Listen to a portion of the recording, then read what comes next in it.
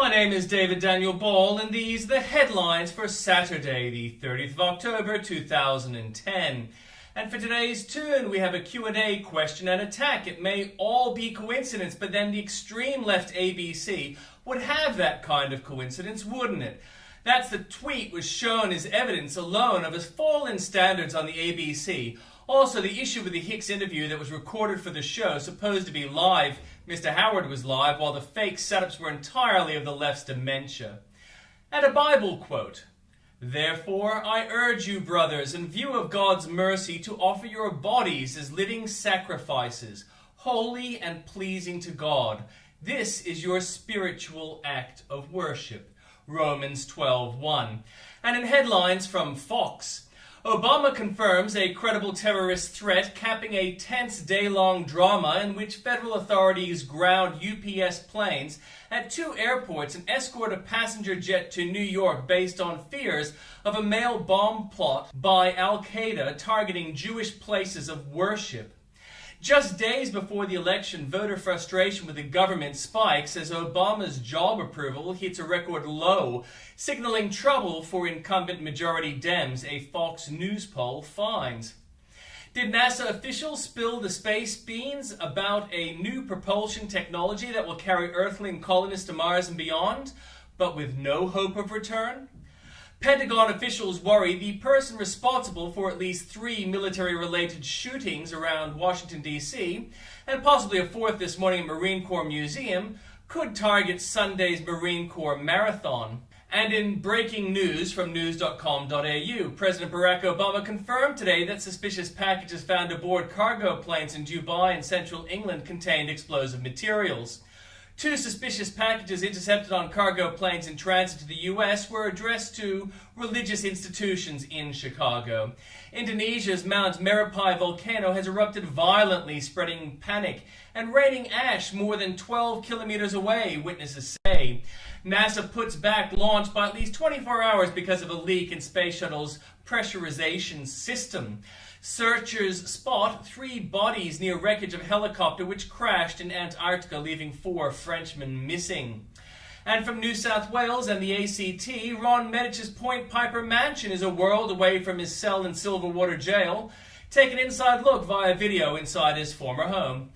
And drinkers at Sydney's trouble spot venues could soon get free or discounted taxi rides home. From Queensland, from pumpkin carving competitions to trick-or-treating, Queenslanders are becoming hooked on Halloween, despite having no idea what it means.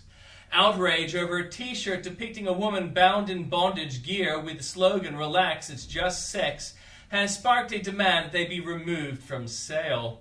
Water is the top cost of living concern among southeast Queensland residents, most of whom put the blame for skyrocketing prices on the state government.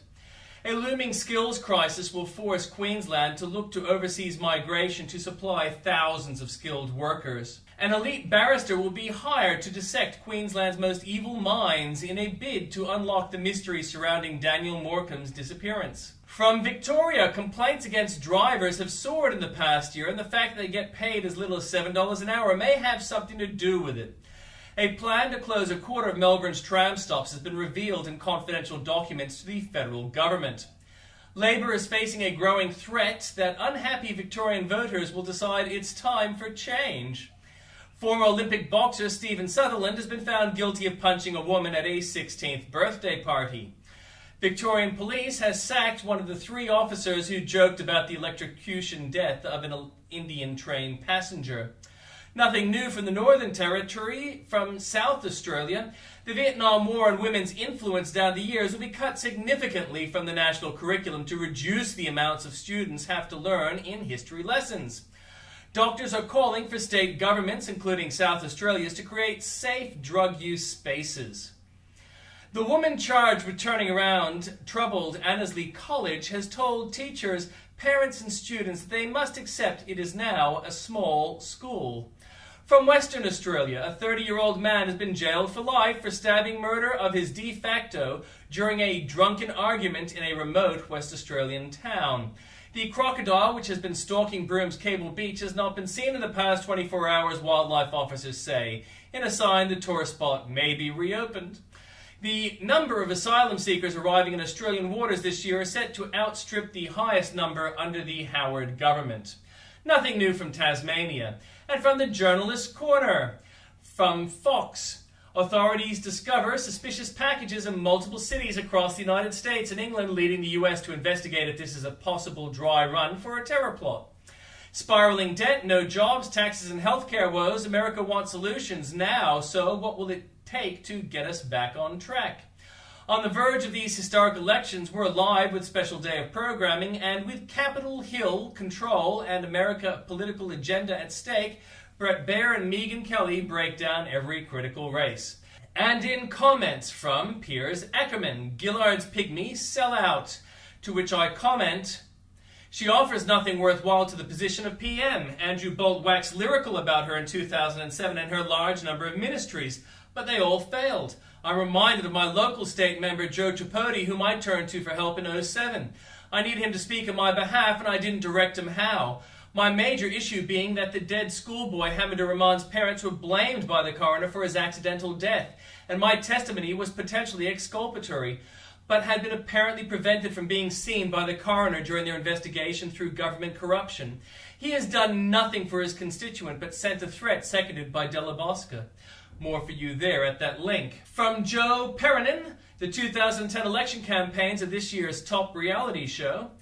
By Penny Young Nance, grow up already, calling women bad names doesn't help anyone. From Tim Blair, midterm mayhem. From Andrew Bolt, hockey isn't just taking hits, he's giving them. Rove says Palin lacks gravitas.